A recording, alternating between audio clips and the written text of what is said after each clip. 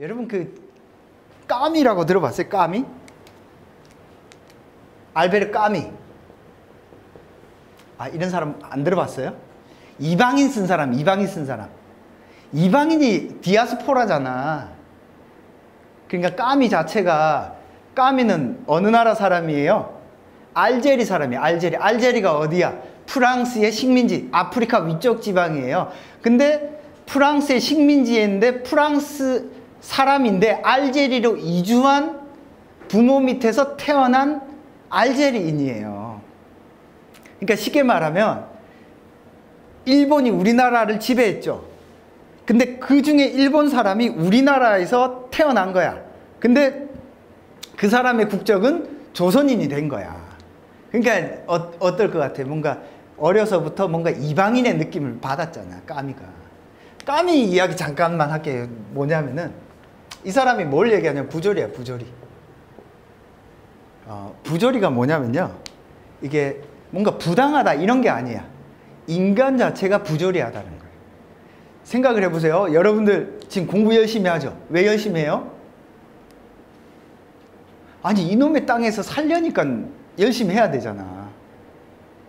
여기 누가 태어나고 싶어서 태어난 사람? 태어나 보니 하필이면 엄마 아빠가 사고 쳐가지고, 그죠? 태어난 거 아니에요. 전 그래서 4명이나 있어. 그죠?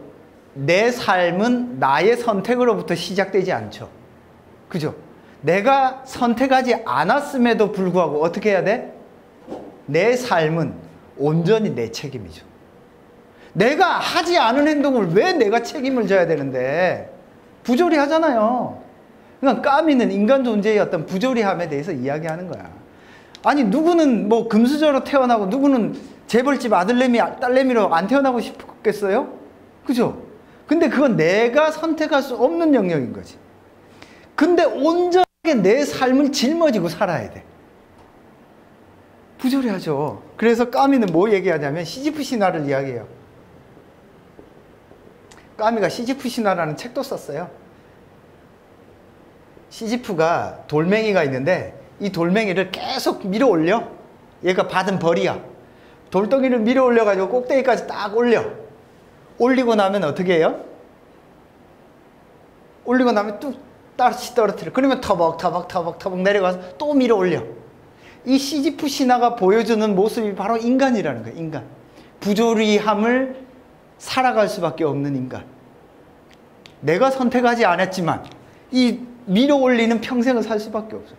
여러분 어때요? 열심히 공부해서 대학 갔더니 이건 내가 하는 것도 아닌 것 같고 뭔가 아쉽잖아요. 그래서 또 열심히 해서 취직하고 대학 졸업했다고 쳐. 앞에 또 취직해야 돼. 또 열심히 밀어 올려야 돼. 막상 또 취직했더니 집에서 언제 결혼할 거야? 열심히 해서 결혼해서 이제 살려고 하니까 집장만 해야 돼. 집장만 하려고 열심히 살려고 어느 날 애가 또 생겼네? 애 뒤치다거리하고 평생 지나가요. 그죠? 어떤 돌덩이가 앞에 딱 떨어지면 그 돌덩이를 평생 밀어 올리고 사는 게 인생이야. 인간은 그래서 부조리하다는 게 까미의 생각이에요. 그렇지 않아요? 뭐 하필이면 왜 이렇게 생겼을까? 그죠? 장동건처럼 생길 수도 있고 원빈처럼 생길 수도 있는데 부조리하죠. 세상은 부조리해요. 그죠? 그러면 인간의 삶은 뭐냐? 이 부조리에 저항하는 게 인간의 삶이라고 얘기해. 이 부조리에 저항하는 거. 부조리에 저항하는 거. 근데 대부분 사람들이 이 부조리를 깨닫지 못해요. 그건 뭘까? 그건 인간이 아니야. 그냥 동물적인 인간이야. 저희 집에 개를 2마리 키우거든요. 목줄에 묶여 있어요. 개가 나는 왜 개로 태어났을까? 세상 부조리해. 난 자살해야 되겠다. 죽어야 되겠다. 개가 그럴 것 같아요? 닭이. 제가 닭을 키운다고 했잖아요. 닭 한 300마리 키우거든요. 엊그제 복날이라 10마리 잡았어. 나는 왜 닭으로 태어났을까? 으악! 하면서 닭장을 탈출할 것 같아요? 아니에요. 나가잖아?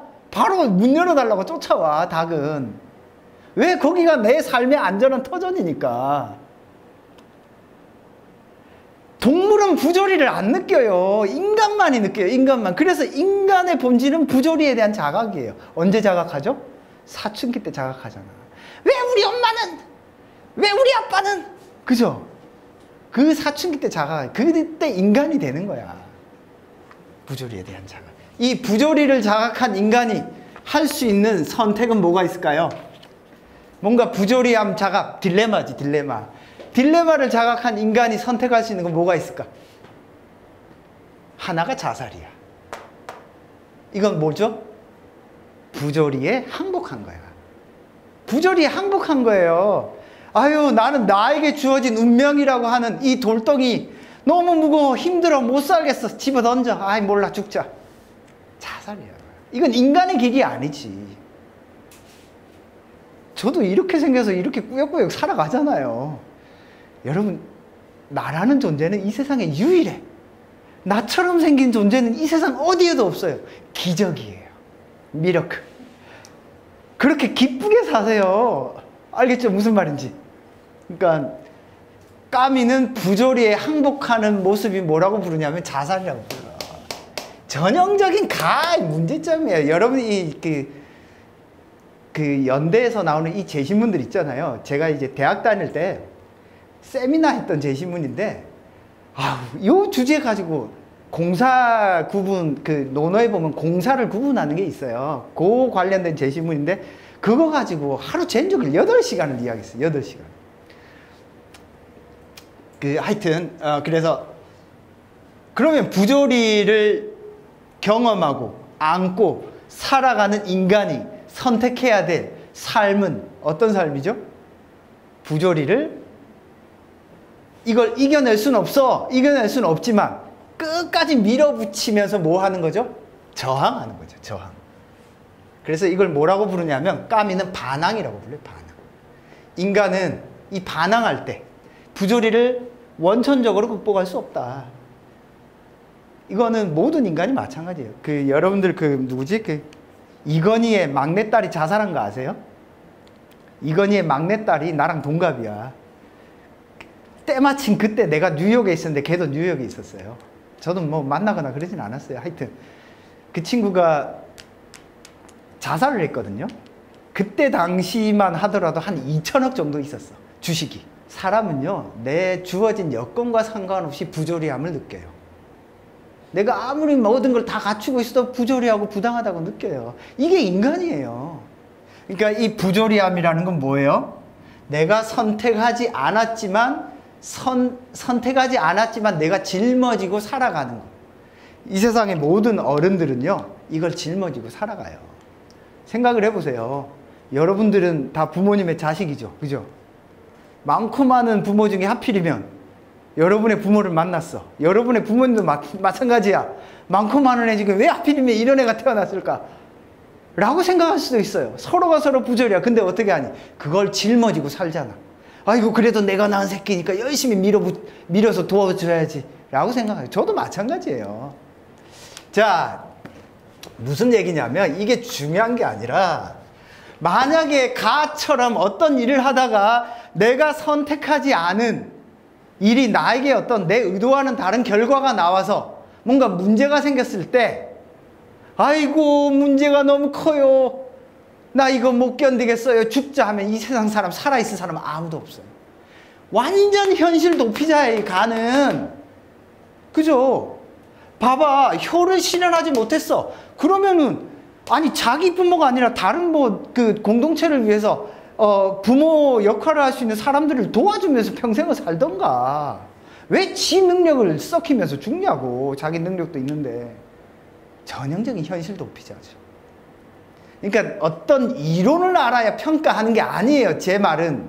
제가 무슨 어마어마한 이론을 가지고 이야기하는 게 아니잖아요. 문제가 생길 때마다 자살하는 사람이 천지야. 그런 사회는 이루어질 수가 없어요. 작동되지가 않아요. 얘는 지금 조포죠. 그죠? 조포는 정말 이상한 잘못된 생각을 하고 있어요.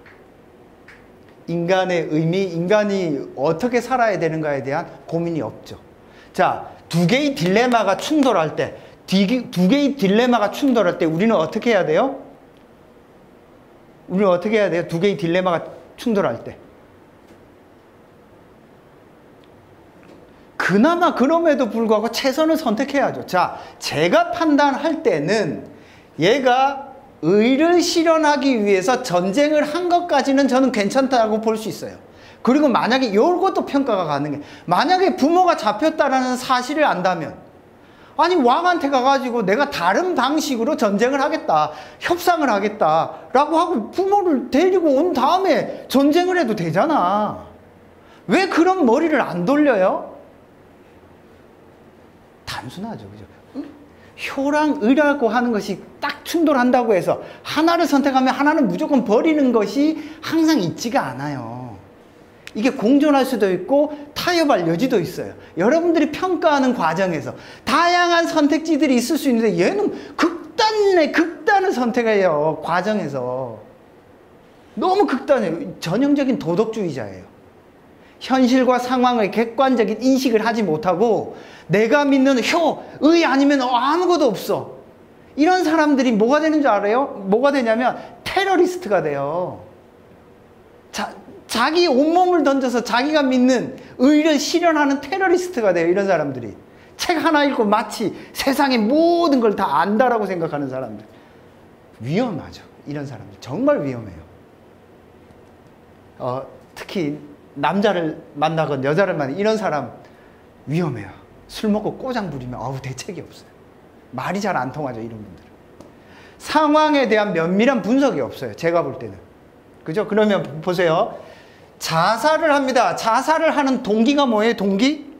효와 의가 충돌하기 때문에. 그죠? 동기가 여기 써볼게요. 동기가 효와 의의 충돌. 그리고 내가 의를 실현하는 과정에서 효를 실현하지 못했기 때문에, 부모를 죽였기 때문이죠. 그러면 이 충돌하는 동기를 어때? 충돌했기 때문에 나는 죽었어? 진짜 이게 충돌하는 건가? 아니면 충돌하지 않는 다른 방법은 모색할 수 없나?를 여러분들은 검토를 해보시고 검토한 결과 이러이러하게 평가할 수 있다가 나와야죠. 자, 밖에 있는 어떤 제시문이라든지 뭐 어떤 이론이라든지 배경 지식을 가지고 평가하는 게 아니야. 사실 그 자체를 깊이 있게 따지고 들어가 보세요. 여러분들이 이 상황에 놓여 있다고 봐. 여러분 자살할 거예요? 미쳤지. 그거 안 할 거잖아. 할 거예요? 안 할 거죠? 안 할 거죠? 안 할 거잖아. 할 거예요? 안 할 거잖아요. 그러면 당연히 이 사람이 어디가 이상한지를 따지고 볼 수 있어야지.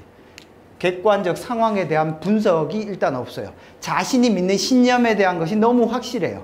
그죠? 그 결과 상황에 대한 객관적 분석, 제3의 길에 대한 어떤 선택, 이런 것들이 배제되어 있죠. 무슨 말인지 알겠죠? 상황에 대한 면밀한 분석을 통해서 무엇을 선택할 것인가가 튀어나와야지, 여러분들이 이게 뭐 윤리 도덕적으로 뭐 어떤 기준에서 보니 잘못됐고 이런 거 다 쓸모없어요. 그런 거 해봤자 여러분 글에 쓰지도 못해요. 상황에 다 답이 있어요. 알겠죠? 자, 그래서 이 사람은 결과적으로 여기 제 카메라 칸이 조금 애매한데 여기까지 딱 나오거든요. 위에다 쓰겠습니다. 결과적으로 어떤 행위가 자살이죠. 결과에 죽음이 나왔는데 그 결과가 긍정적이지도 않죠. 아니, 국가에 전쟁을 치르는 일을 하는 사람이 부모 죽었다고 따라 죽으면 그거는 의를 실현하는 것도 아니야. 결과적으로도 올바르지 못해. 동기도 순수하지 않아. 그죠? 오로지 자기가 믿는 효와 의의 가치만 믿는 거. 알겠죠? 생각을 해보세요. 부모 입장이라고 생각해봐. 부모가 죽었다고 어이구 따라 죽어야지 라고 하면 부모가 좋아할 것 같아요? 부모가 만나면은 화를 낼 거야. 너 이 미친놈아 하고 대가리를 때리겠죠. 그죠? 전형적인 도덕주의자의 선택입니다. 도덕적인 어떤 갈등의 상황 속에서 상황과 맥락을 결정하는 것에서 최선의 결과가 나오는데 그런 사고의 과정들이 배제되어 있죠. 그죠?